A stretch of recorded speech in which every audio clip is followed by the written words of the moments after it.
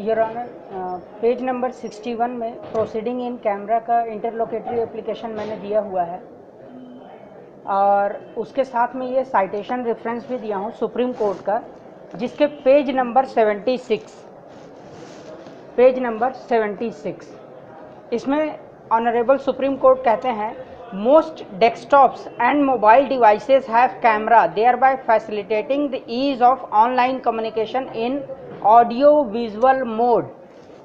Page number 76 में लिखा है सबसे नीचे,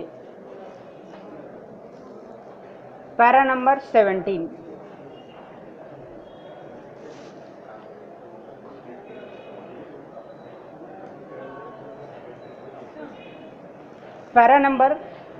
page number 76, para number 17।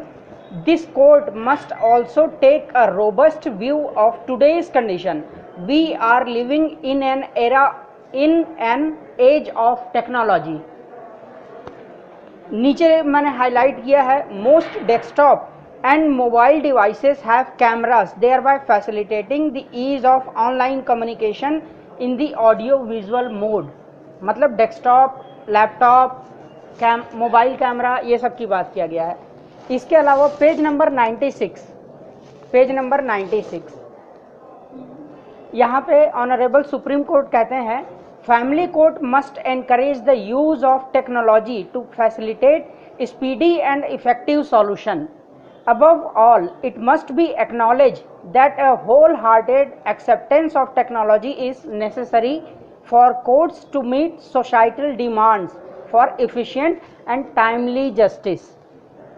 Last लिखा है ऑनरेबल सुप्रीम कोर्ट ने, should this court even attempt to put a lid on the inexorable movement towards incorporating technology? क्या हम टेक्नोलॉजी को पीछे यूज करने में पीछे रहते हैं? ये खुद पूछ रहा है supreme court. If we do so, अगर हम ये करते हैं, we risk ourselves being left behind as an anachronism in digital age. तो और इसमें साफ तौर पे एक जगह और लिखा है कि अगर प्रोसीडिंग इन कैमरा किसी भी पार्टी ने मांगा तो कोर्ट को प्रोसीडिंग इन कैमरा करना ही पड़ेगा, ये लिखा है सुप्रीम कोर्ट ने। वो पेज भी मैं बता देता हूं।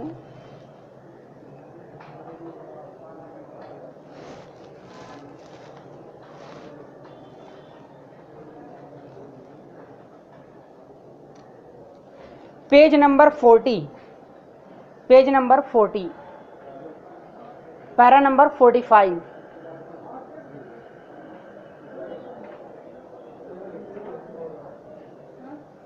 The language employed in section 11 of the 1984 Act is absolutely clear. It provides that if one of the party desire that proceeding should be held in camera, the family court has no option but to so the direct. The court in exercise of its jurisdiction cannot take away such an sanctified right that law recognize either for the wife और दी husband. मतलब proceeding in camera मैंने मांग किया है तो वो होना ही चाहिए। अगर इसके कॉन्ट्रेरी टू लॉ अगर कोई ऑर्डर पास होता है तो वो खुद एक क्राइम है आईपीसी 166A, आईपीसी 217 के तहत, जिसमें एक जज भी क्रिमिनल बन सकता है, और आपकी जो इन कैमरे की जो डेफिनेशन है ना, वो मुझे सीआरपीसी में दिखाओ। सीआरपीसी 237(2) अभी मैं दिखा देता हूँ। हाँ, अभी मैं बता देता हूँ।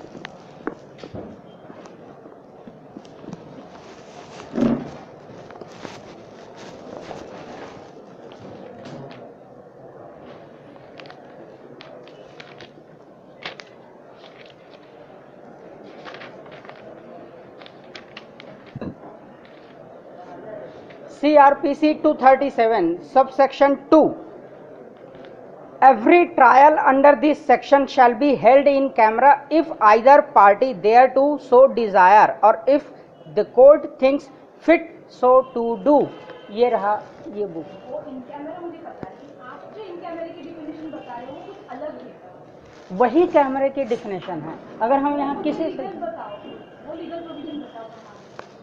वही तो लीगल प्रोविजन है 237(2) में। इन कैमरा प्रोसीडिंग करने की वो बात अलग, लेकिन आप जो इन कैमरे का मुझे मतलब बताने की कोशिश कर रहे हो कि इन कैमरा बोले तो क्या टेक्नोलॉजी। हाँ, वो जो आपकी टेक्नोलॉजी है वो सीआरपीसी ने कहा है, वो बताओ। सीआरपीसी खुद 1973 में लिखा हुआ है, उस समय टेक्नोलॉजी वाले वो लोग सोच कहाँ रखते थे। सीआरपीसी में नहीं है, वो मैं नहीं कर सकती। जो सुप्रीम कोर्ट ने बोला है वो भी नहीं कर सकते हैं। सुप्रीम कोर्ट ने ऐसा कहीं नहीं बोला कि कैमरा लेकर प्रोसीडिंग चलाओ। लिखा है, तो वो अलग लिखा है यूज ऑफ टेक्नोलॉजी। मैं आपको हर पेज में, टेक्नोलॉजी को अलग एंगल से है। कौन से एंगल से? लेके बैठो ऐसा उसका मतलब नहीं है। अच्छा एक ही सवाल का नहीं, बहस नहीं करना है मैम। एक लीगल प्रोविजन दिखाओ जिसमें लिखा है इन कैमरा पर तो कैमरा लगा के बैठाओ, ऐसी प्रोविजन ला के दिखाओ, मैं आपके application. International court of justice upon international court में नहीं है, अपन इंडिया में है, लेकिन हम रेफरेंस लेते हैं। रेफरेंस नहीं ले सकते आप। मुझे खुद सुप्रीम कोर्ट लेता है और हर कोर्ट लेता है। बताओ कि इन कैमरा पर तो कैमरा लगा के बैठना चाहिए, ऐसी प्रोविजन दिखाओ। तो आपके लिए मैं और एक डेट देती हूँ, आप ये प्रोविजन ढूंढ के लाओ कि इंडियन लॉ में कहाँ पे है कि कैमरा का मतलब है कैमरा लगा के बैठो। कैमरा का मतलब और क्या होता है, हम किसी से भी पूछ लें। कॉमन नॉलेज, मुझे पूछने की जरूरत नहीं है। Common knowledge. इन कैमरे का अर्थ अलग है, आप जो बता रहे हो वो कुछ भी लॉ को छोड़ के बता रहे ना, लॉ को छोड़ के नहीं बता रहा हूँ मैं, एग्जैक्ट लॉ को। दिखा दो पर बात खत्म। मैम ये 237(2) में साफ तौर पे लिखा है। कैमरा का अर्थ वो अलग एंगल से, आप जो अर्थ बता रहे हो ना वो अलग है, इसीलिए यही तो मेरा कहना है मैम जो कि आपका कहना है ना वो मुझे प्रोसीजर कौन सी किताब में है लॉ के, वो ला के दिखाओ। ये अभी मैं बता देता हूँ, ये लाया हूँ। अरे वो तो इन कैमरा जो हम कह रहे हैं वो इन कैमरा है, बोले तो बंद कमरे में प्रोसीडिंग चलेगी, लेकिन आपका वो कहना नहीं है। आपका कहना है कैमरा लगा के चलाओ। कैमरा प्रोसीजर कहाँ है वो मुझे बताओ। मुझे, हाँ वो इसी में लिखा है क्लियर कट कैमरा। कैमरा लगा के चलाओ ऐसे कहाँ लिखा है बताओ। कैमरा मतलब कैमरा ही होता है, कमरा तो नहीं होता। हर कोई जानते हैं, हर कोई जानते हैं। जस्टिस पी रामनाथन अय्यर यांची आपकी रेंगे में बोलता हूँ, जस्टिस पी रामनाथन अय्यर, उनका एक dictionary, concise law dictionary, that is the first book which supreme court के लाइब्रेरी में लिस्ट ऑफ डिक्शनरीज में आता है।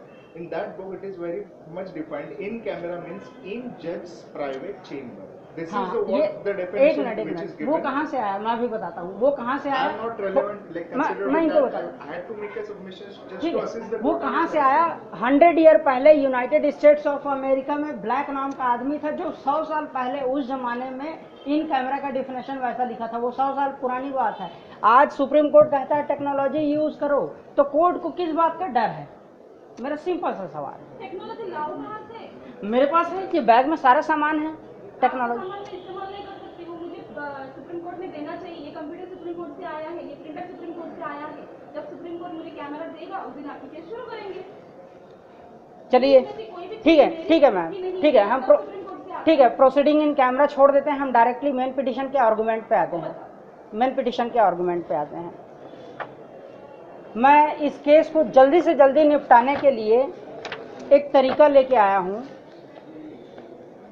तरीका नहीं चाहिए, अभी तक आपके केस में कुछ भी नहीं हुआ है। आप आपकी केस क्या वो बताओ पहले। मेरा केस है, तरीके हम कोर्ट के जो है इस किताब में लिखे वही चलाने वाले हैं, दूसरे तरीके में हम जाने नहीं वाले। उसी किताब के हिसाब से the constitution of India argument verification हो चुका है, आर्गूमेंट होना था मैम। एक्चुअली लास्ट टाइम मैंने प्रोसीडिंग इन कैमरा का ऑलरेडी आर्गूमेंट दिया था, बट ऑर्डर नहीं आया है।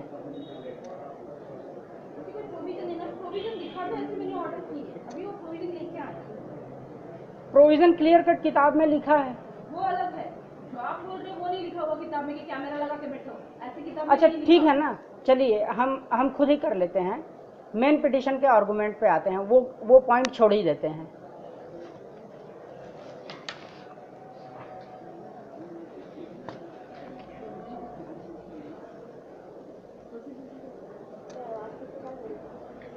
वो झूठ लिखा है।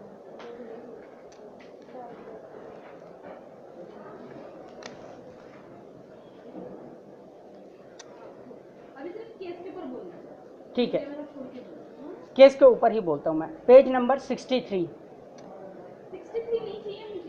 हाँ हाँ, वो पेज नंबर 63 पे जाएंगे तो एकदम क्लियर कट आ जाएगा। सबसे पहले मैं ज्यूरिसडिक्शन पे बात करता हूँ मैम। ये मामला जो है, क्योंकि ज्यूरिसडिक्शन अगर मान लीजिए दूसरा रहेगा तो ज़बरदस्ती आपका टाइम खराब होगा। मैं आपका टाइम भी खराब नहीं करना चाहता। ये जो है मेरे ऊपर फिजिकल टॉर्चर, मेंटल टॉर्चर, दहेज प्रताड़ना और desertion to wife, desertion of wife, ये आरोप लगाया गया है। मेरी वाइफ ने, मेरे फादर इन लॉ ने लिखित में लगाया है। कहाँ कहाँ पे लगाया है? बिलासपुर फैमिली कोर्ट में लगाया है। जब उसने मेंटेनेंस पिटीशन डाला वो मैंने 2.1 में डाल दिया है, para number 2.1, annexure P1, page number 10 to 15। वहाँ पे क्लियर कट दहेज प्रताड़ना, शारीरिक प्रताड़ना, मानसिक प्रताड़ना और वाइफ को त्याग करने का झूठा आरोप लगाया। फिर फैमिली कोर्ट, यहाँ पुणे फैमिली कोर्ट में आरोप लगाया कि भाई मैंने उसको यही चीज़ किया। फिर सुप्रीम कोर्ट में भी वही किया, वही आरोप लगाए। तो इसीलिए मैं क्रिमिनल डिफेमेशन लगा रहा हूँ। मेरे पास सारे एविडेंस हैं। अभी मुझे एक बात बताओ, हाँ।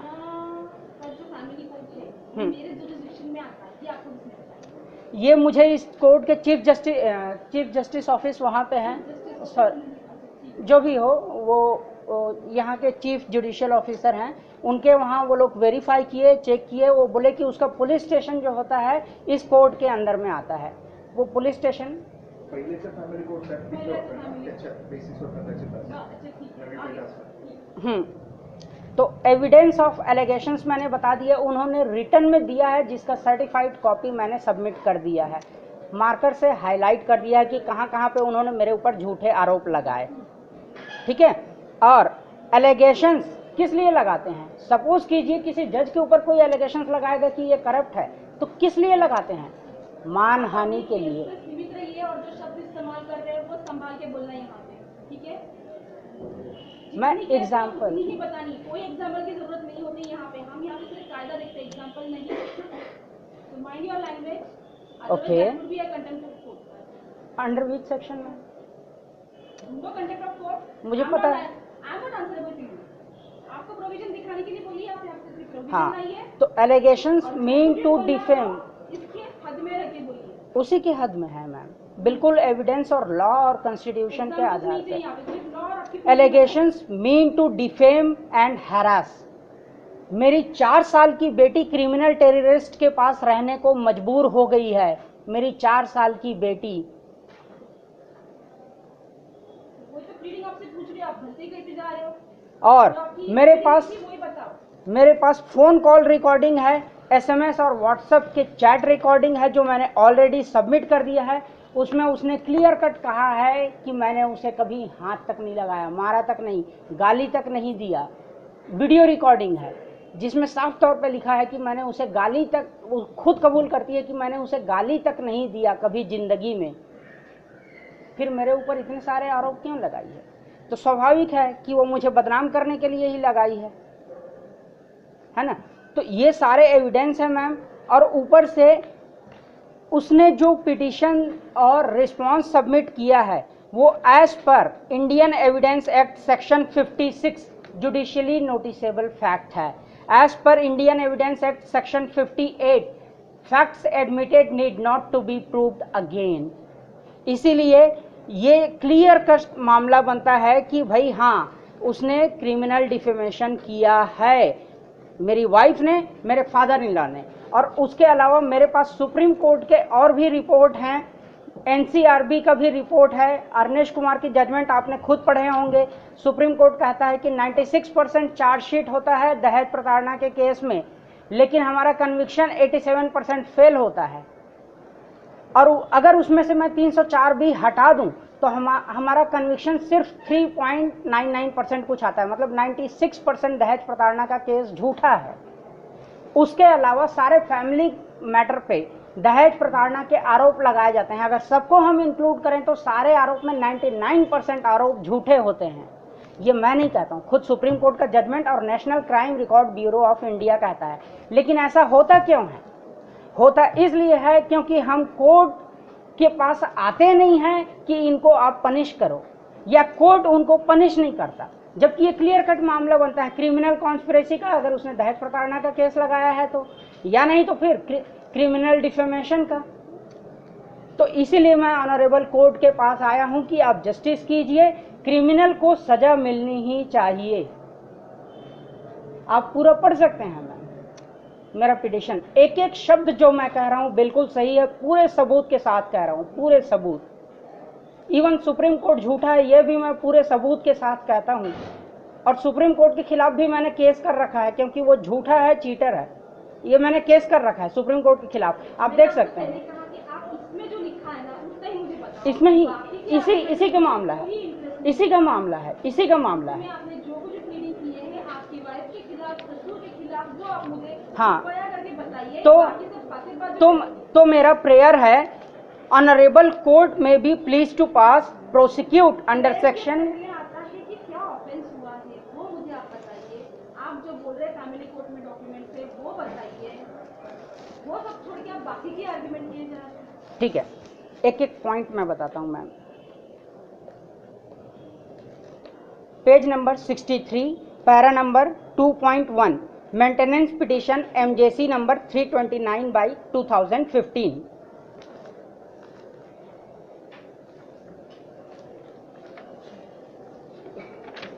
पेज नंबर 10 to 15 का रेफरेंस दिया हूं मैंने। वो जो आगे, हाँ, अब उसमें पेज नंबर 11 में आपने देखिए पैरा नंबर 3 में अपने पत्नी के साथ क्रूरतापूर्ण व्यवहार करता रहा है, उसने ये लिखा है, और ये IPC 499 के तहत क्राइम है, जो किसी भी एक्सेप्शन में नहीं आता, किसी भी एक्सेप्शन में, 10 एक्सेप्शन है 499 में।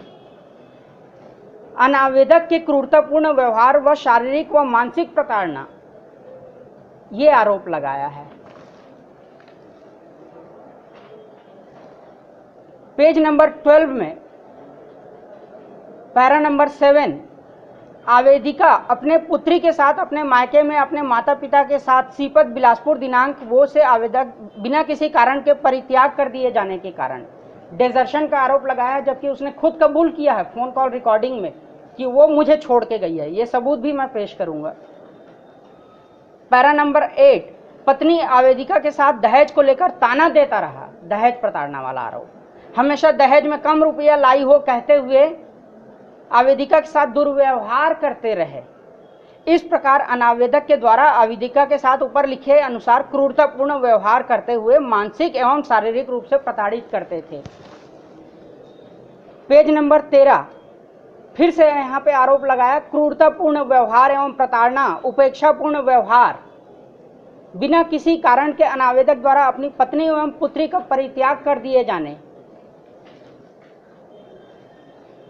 अब मैं वापस पेज नंबर 63 में आता हूं, जिसमें विटनेस एफिडेविट है, जो अनेक्शर P4 में है, पेज नंबर 23 to 24,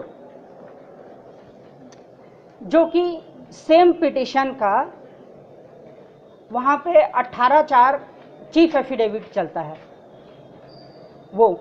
तो यहाँ पे पेज नंबर 23 में पैरा नंबर 3 मेरे साथ क्रूरतापूर्ण व्यवहार करता रहा है, ये आरोप लगाया। पति के क्रूरतापूर्ण व्यवहार व शारीरिक व मानसिक प्रताड़ना, ये शपथ पत्र देख लीजिए मैम, किसने दिया है? श्रीमती ममता साहू, मेरी वाइफ।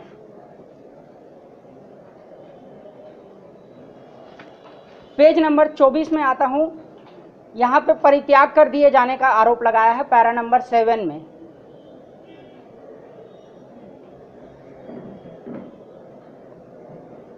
पेज नंबर 24 में ही उनके बहकावे में आकर मुझको दहेज को लेकर ताना देते रहता है। मैं हमेशा दहेज में कम रुपया लाई हूं कहते हुए मेरे साथ दुर्व्यवहार करते रहे हैं।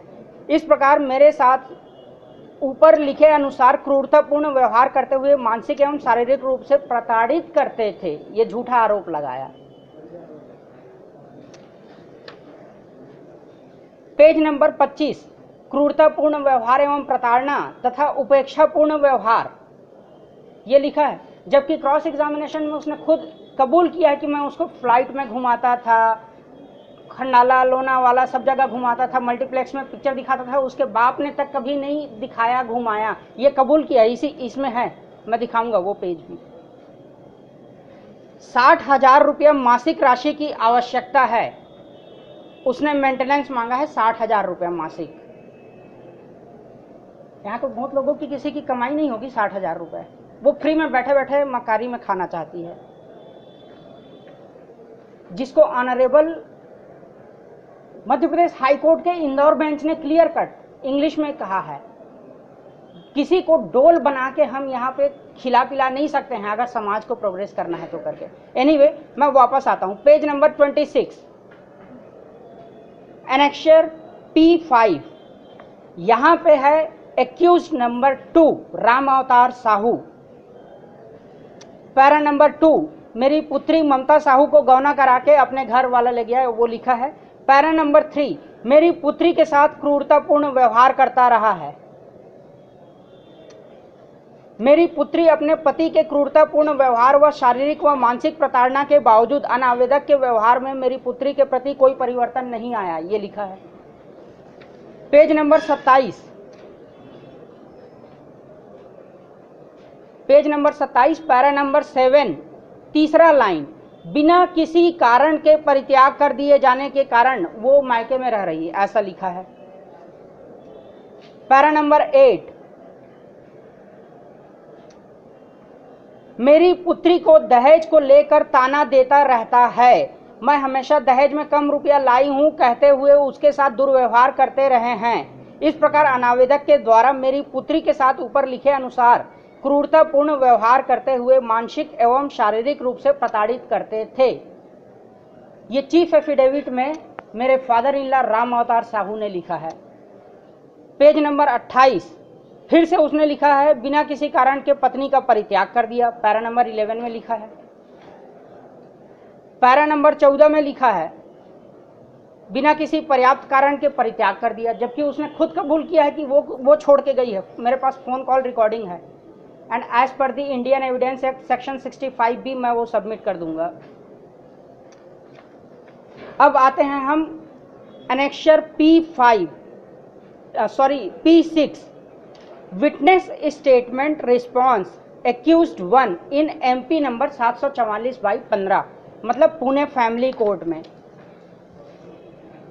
The right, page number 30, the right from the outset, respondent is a victim of physical and mental cruelty after marriage during the time of cohabitation on the pretext of very trivial reason. Petitioner started harassing her immediately after her marriage with petitioner. Para number 7, petitioner used to beat her mercilessly and thereby petitioner not only ill-treated respondent but caused her mental and physical cruelty to great extent. इतना मारा उसको कि पागल हो गई, ऐसा कहने का मतलब। Page number 31, that respondent stated that since 3.5 year petitioner had no complaints with respondent. ये तो contradictory statement हो गया, कोई कंप्लेंट नहीं फिर भी मार रहा है, गजब है भाई। पेज नंबर 32, हाईलाइट किया हूं मैंने, he carelessly left petitioner and daughter 1.6 year old at the station at night and went to his home. ये आरोप लगाया है, जबकि उसने खुद कबूल किया है कि वो छोड़ी है, वो खुद कोर्ट में लिखित में, जिसका सर्टिफाइड कॉपी मैं प्रस्तुत किया हुआ हूं। Page number 33, there also he denied cohabitation with her, मतलब डिजर्शन का आरोप। ये फैमिली कोर्ट में उसने आरोप लगाए हैं। अब सुप्रीम कोर्ट में उसने क्या आरोप लगाए हैं, page number 35, annexure P7, page number 35, petitioner is Mamta Sahu. ये ट्रांसफर पिटिशन था जो मैंने divorce and child custody petition जो लगाया था पुणे फैमिली कोर्ट में, उसका ट्रांसफर पिटिशन था।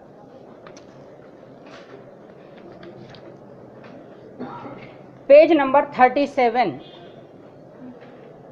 यहां पे लिखा है, the respondent used to harass the petitioner both physically and mentally. The respondent was also harassing the petitioner for getting less dowry.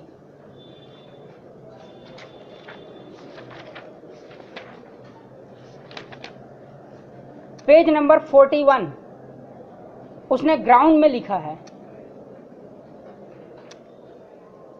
Page number 41, उसने ग्राउंड में लिखा है because the petitioner is living with her parents and has no source of income to maintain her self and her daughter.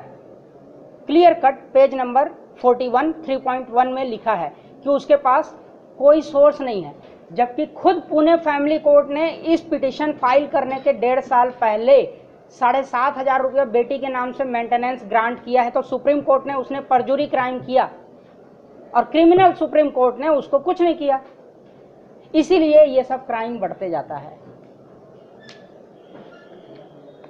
Para number 3.5 page number 41 because the daughter of petitioner is 3 years old and thus it is extremely difficult for the petitioner to travel to Pune along with her small daughter to attend the hearing of the case।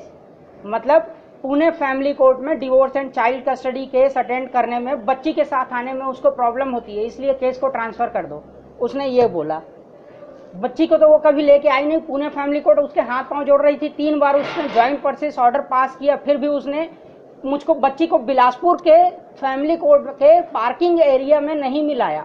2 bar phone पे बात कराने की बात हुई थी, फिर भी नहीं मिलाया।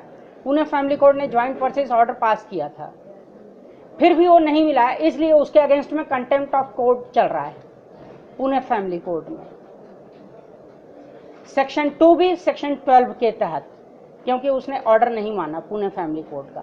और सुप्रीम कोर्ट कहता है तुम बेटी को लेके आते हो इसलिए तुमको प्रॉब्लम होती है, मैं ट्रांसफर कर देता हूं। गजब का झूठ बोलता है यार सुप्रीम कोर्ट भी। Now 3.6 because the petitioner and her daughter has been deserted by the respondent. मतलब मैंने उसको छोड़ दिया, उसको परित्याग कर दिया, डेजर्ट किया। खुले आम झूठ बोलना सुप्रीम कोर्ट में भी कहीं भी। अब मैं बताता हूं पेज नंबर 46, यहाँ पे प्रोसीडिंग इन कैमरा के बारे में एडिशनल डिस्ट्रिक्ट जज फर्रुखाबाद ने लिखा है, जो मैं कह रहा था वही, बट एनीवे चलेगा। अब मैं आता हूं एविडेंस पे, पेज नंबर 50।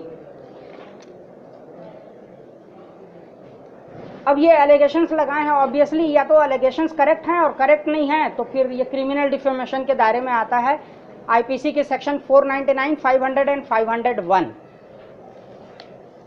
तो ये क्लियर कट डिफेमेशन का मामला है, क्योंकि मेरे पास पूरा एविडेंस है, video recording, phone call recording, SMS, WhatsApp chat recording, जो मैं किसी के मोबाइल में भी वो अपलोड करके अभी दिखा सकता हूं, मेरे पास तो है ही है। Evidence of falsification, so page number 63 4.1, page number 63 4.1।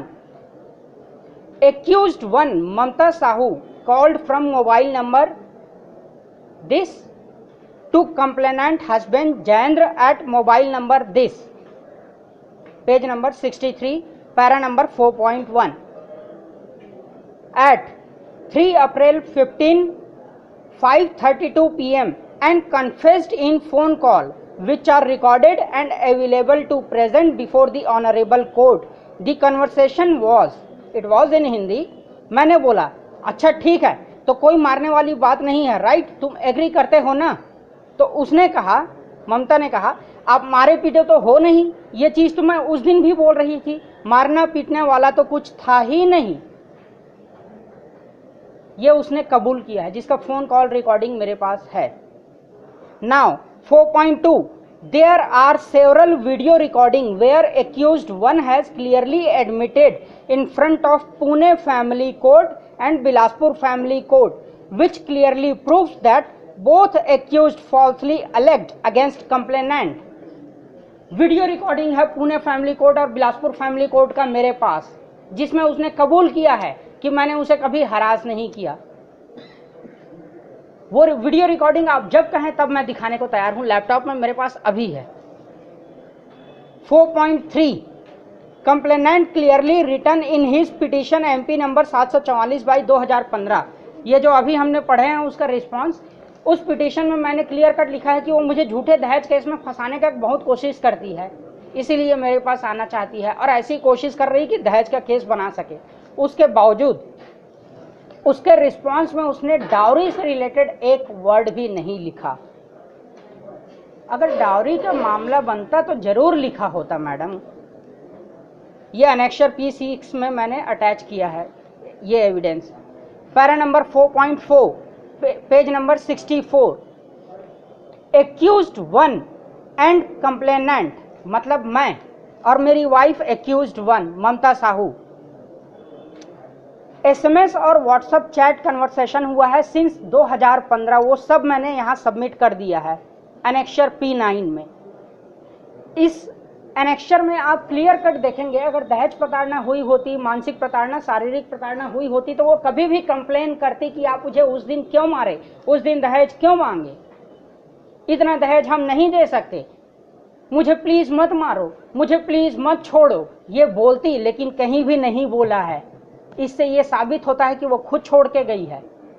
ये SMS और व्हाट्सएप चैट का screenshot under section 65F the Indian evidence act 1872 उसके तहत मैंने ऑलरेडी सबमिट कर दिया है। 4.5 accused one Mamta Sahu, my wife, called from mobile this to complainant means me, husband Jayendra, at mobile number this at 24 January 8:32 PM and confessed in phone call which are recorded and available to present before the honorable court. The conversation was, नहीं मैं अभी कुछ नहीं सोच सकता इस बारे में, मेरा खुद का तबीयत खराब है, प्लीज थोड़ा सा तो रहम कर दो मेरे ऊपर, ये मैंने कहा।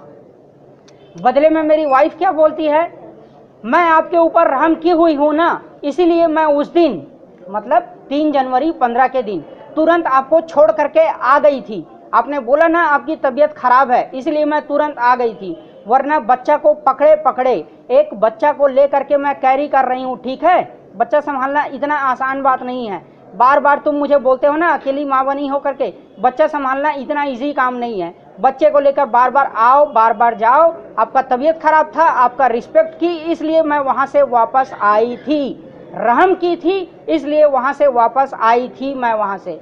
मेरे पास फोन कॉल रिकॉर्डिंग है, मैं अभी आप कहो तो सुना सकता हूँ, स्पीकर, लैपटॉप, सारी चीजें अवेलेबल हैं।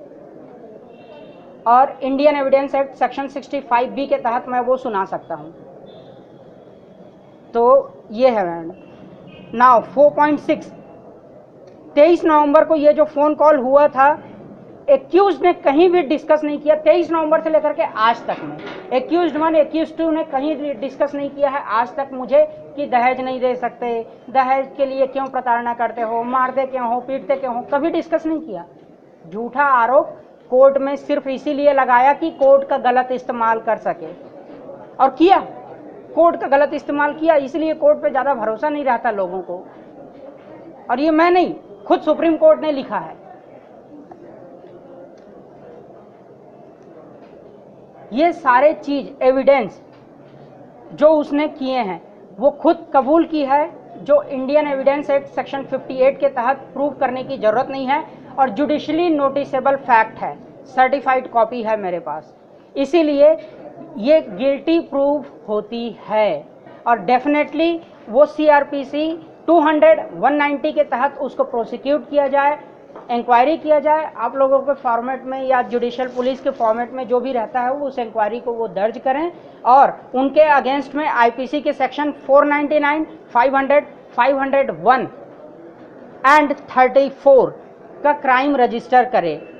और क्रिमिनल डिफेमेशन के लिए 1 करोड़ का मानहानि मैंने किया है, वो 1 करोड़ मैं आज मैं डोनेट करने को तैयार हूँ। मुझे 1 रुपये की लालच नहीं है, मैं पर्याप्त कमाता हूँ, लेकिन मैं सिर्फ सोसाइटी में मैसेज देना चाहता हूँ कि ये झूठे आरोप लगाना, कोर्ट का गलत इस्तेमाल करना भारी पड़ने वाला है डेफिनेटली।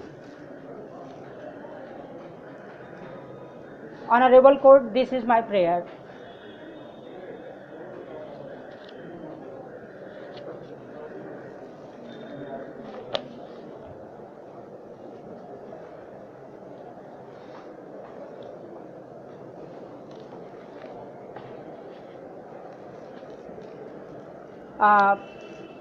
ऑनरेबल कोर्ट से मैं रिक्वेस्ट करता हूं कि सिर्फ एक इन्फॉर्मेशन पास करना है, जो इसमें एक मैंने एनेक्शर लगाया है जो सुप्रीम कोर्ट में जजमेंट पास किया है करके। तो justice Kurian Joseph and justice R Banumathi, उन्होंने परवर्सली जजमेंट पास किया है झूठ बोलते हुए, तो उसके अगेंस्ट में मैंने केस किया है, जो रजिस्ट्रार J2 कपिल मेहता ने बिना सोचे समझे क्लोज कर दिया। मैंने डिपार्टमेंट ऑफ जस्टिस में कंप्लेंट किया, वो केस रीओपन हो गया और चीफ जस्टिस ऑफिस में भेजा गया है। वो डायरी नंबर भी मेरे पास है और कोई भी चाहे तो इंटरनेट पे देख सकता है। इतना काफी है आपकी जो रीडिंग है उसके लिए, बाकी की मुझे आपके पास रीडिंग चाहिए थी, आप बाकी के बता देते हैं। आप जो बोल रहे हैं ना आपके आगे से एविडेंस दिया, मेरे लिए उतना ही काफी, बाकी चीजों की मुझे जरूरत है। 1 फरवरी तारीख order 1 February. Okay ma'am, thank you ma'am. आपकी बाकी की इन्फॉर्मेशन आप ही के पास रखें, सिर्फ जितना एविडेंस है उतना ही आप। Okay ma'am, thank you ma'am.